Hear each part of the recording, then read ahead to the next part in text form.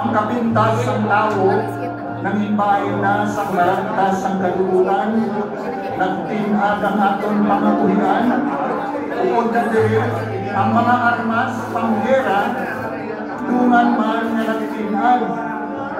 Ang aton ginaalam, naglagod na sa bulan, habang ang kapintas ng tao, ulagin na buhinan. Initungod na ang pagpalangga, ang pagmukha, hasta pa lang sa aton na karugulat, na wala pa nagsaka sa aton na dughan.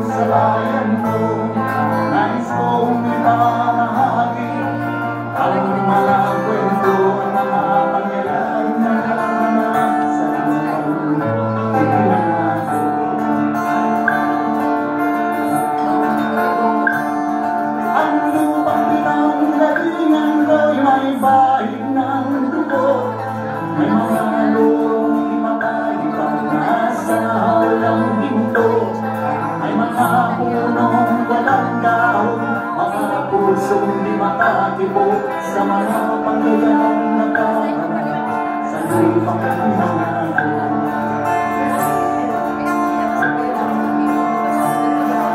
Mula nang makita ko ang lupang ito, nakita ko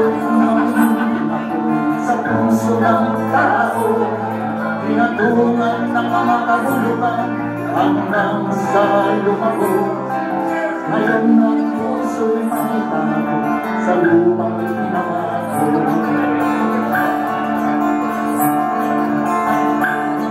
Langit mga kaibigan at makinig kayo, ako'y may nalalalang balita galing sa bayan ko. Nais kong ipamahagi ang mga kwento at mga pangyayaring nagaganap sa lupang ipinangako.